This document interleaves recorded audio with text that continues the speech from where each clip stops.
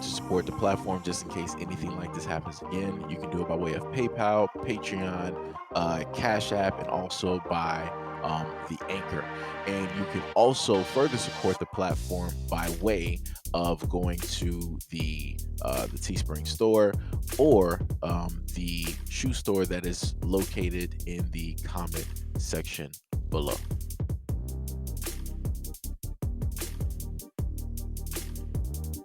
An internet entrepreneur by the name of Hater Rana was watching TV with an exotic dancer.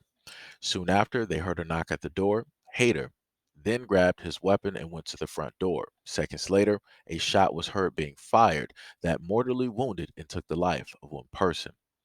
Rana fatally took the life of 25-year-old Mamie Amoa, an unarmed woman who lived across the street and had been in a romantic relationship with him. Miami-Dade prosecutors have now charged Rana, age 24, with second-degree murder with a firearm, rejecting a self-defense claim. He also told detectives that an unknown person crouched down in hiding from the peephole and pushed the door open. The investigation also revealed that the young lady had been calling Rana all day and wanted to hang out with him that evening. Her mother, Janelle Jackson, stated, quote, "This guy knew my daughter was coming. She had been calling him for the last 2 days. He got angry because my daughter kept calling and texting. He was with another girl in the room." Rana had also been pursuing a romantic relationship with a 26-year-old exotic dancer named Abigail Doyer, whom he met at the King of Diamonds Club. According to a search warrant, Rana had invited her out to a boat party in early May and then to his building's pool the day of the incident. Amoa hailed from Ghana and had moved to the United States in 2016. And in 2020, she relocated to Miami where her brother lived. She worked as a fashion designer, selling clothes while also working in the beauty industry.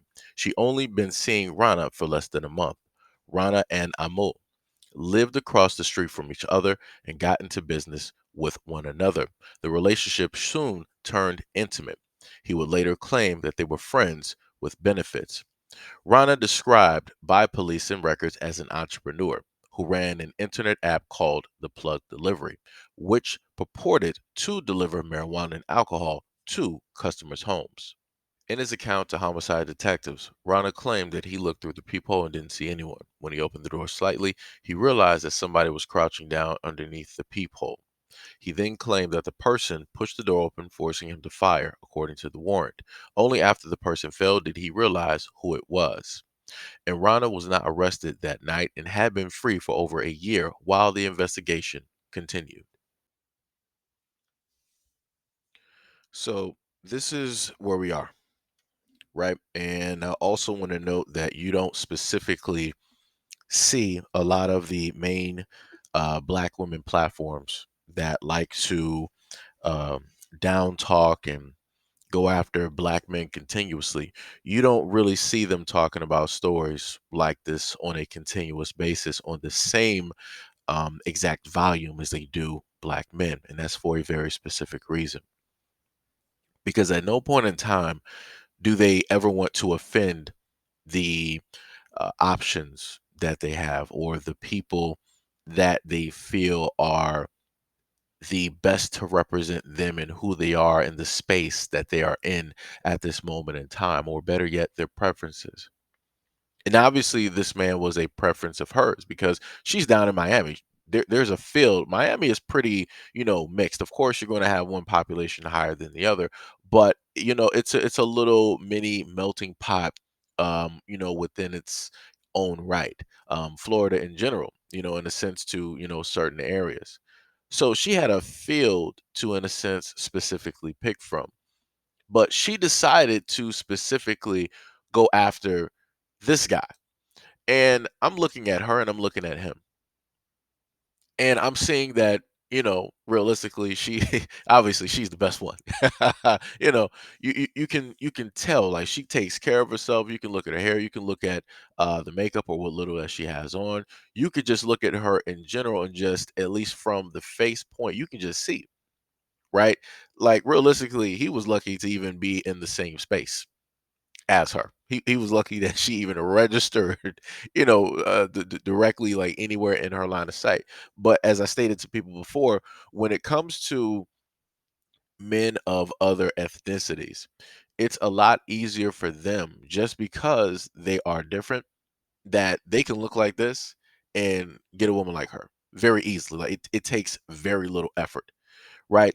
And then you can also add on to the fact that he was, in a sense, a legal dealer, right? Because he had an app that was, selling marijuana along with alcohol directly to people's homes. And I'm pretty sure that he was making quite a bit of money, especially due to the fact that he was living down there in Miami. But the main thing that people sit up there and state is that if you have a guy, right, that has money and he has a lot of options, why would he just, in a sense, decide to get rid of all of his options and specifically pick you? What specifically about you can you do that would, in a sense, knock, 20 women directly off the field that he would, in a sense, have in rotation for a variety of things?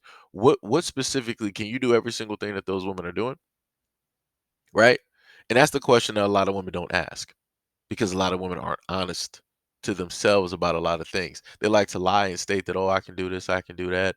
I'm better than every other woman out here when realistically you're not. Realistically, you're not. In a sense, that was proven here. How was that proven here? Because instead of him just being with her, no, the title was not given as girlfriend. It wasn't given as a love interest. It wasn't given as a relationship. He specifically stated that they are friends with benefits. He didn't see her as somebody that he wanted to wed, somebody that he wanted to, make a wife, have children with, that he wanted to just have even just a long relationship as boyfriend and girl. He didn't list any of that.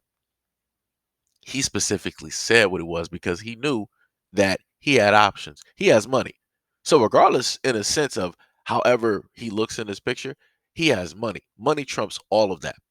Because whatever women are going to realistically say about how to do looks, the money, it is what it is. You might not sit up there and pick them, but there are millions of other women that will. And those are the women that he focuses on, right? So, like I said before, he specifically stated what it was, and this is how women work. When you don't show interest in how it is that they want you to deem them, they find you more attractive. When you decide to deem them as what it is that they want to be deemed, you're a wife, you're a girlfriend, you're this, you're that.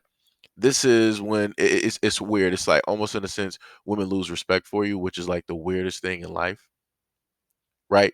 Because proof of which, like I said before, he, in a sense, she already knew what it was, but she still pursued him. She still wanted to be with him. She was still knocking on his door. She was still sending him text messages. The mom even specifically said some stuff like, "Yo, you need to watch out for him," yada yada, all this other type of stuff. She wanted to go past go.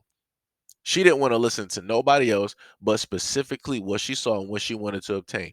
She felt specifically that she would be able to fulfill all of his needs. She's the type that doesn't like to be told no. And if you tell her no, she's going to do everything in her power to basically override that no and to also prove you wrong and to also get that yes. And she did all of that for this to take place. All of that for this to take place. And this is when I keep consistently trying to tell women out here, if a dude specifically tells you something, listen to what it is that he's telling you. A guy shouldn't have to sit up there and keep repeating himself. If a guy's telling you like, yo, I don't want to be with you, that's it. Cut it. That's it. He's telling you like he don't want to be with you. He shouldn't have to sit up there and tell you more than once. But you have a lot of women out here that are like children. And you have to sit up there and like I said, honestly, a lot of women have to learn the hard way. That just is the way that it is. She obviously learned the hard way. If she would have just, followed what it is that he was stating, look at the moves that he was making, knowing the fact that he has a whole bunch of money, he's always talking to girls, he always has girls over. I'm not, never really there. You should have put two to two together. You should have just left it as that. But now because she wanted more and she deemed herself to be more than what it really was, she ended up losing her life behind that. And that is specifically on her. Now, the other thing that I will sit up here and say is this. At no point in time should this dude had ever been out for a year. That's ridiculous. There's only two people that know specifically what happened. One of them is gone and the other one is still alive. And police specifically knew exactly what it was. And this is when I try to tell, yet again, a lot of women like, yo, if you're dealing with a certain type of guy, always note that guys of that same area, they're going to, in a sense, play for the team. So more than likely, the cops that are down there are reflective of him. So they're looking at what specifically happened. They're like, "Oh, this woman, she pretty much looks black. It doesn't matter. We'll continue the investigation. If we find anything that says that you did it, we'll come and get you. If not, it is what it is, and we'll just chalk it up to a cold case." That's pretty much what they did. They let him roam for a year, knowing the fact that her body was basically on ice, knowing the fact that this is the dude that did it. There was nobody else. There was no ops. There was nobody that she had a negative, relationship with, and they just came back to get revenge. It wasn't none of those stories. They know specifically who it is that did it, and they allowed him out for a year. And I keep trying to sit up there and tell women that, yo, you gotta be very, very careful when you decide to go out here and make these decisions, because a lot of these decisions that you just so happen to make are going to be your last. And this was her last. She is a clear-cut prime example. She didn't want to be with any other melanated man. She didn't want to be with somebody that was Black American. She didn't even want to be with her own men. Her own men. She decided to be with somebody else. And this is what happened. And then those same exact people are the ones that were working on the case. And you saw what happened for a year. And he's just now, getting put behind bars. So, like I said, my condolences to the mother, because she was right the whole time. And I wish that your daughter would have listened to you. I wish that she would have had the common sense to actually listen to you, to slow down, to not, try to think with her heart, and to always try to chase after something that does not want her. Because if she would have just stopped before go, she would have still been here. She would have been still designing fashion. She would have been still. I think they also listed like makeup and and different things of that nature. Like I said, she would have been still doing the things that she was profiting from, that she had an interest in, that she loved to do. She would have been still here breathing and able to see the holidays, to see the snow hit, to see the New Year's, to come up with a resolution, and to potentially elevate herself and her business to brand new heights. But that's something now that nobody will ever get a chance to see, including her.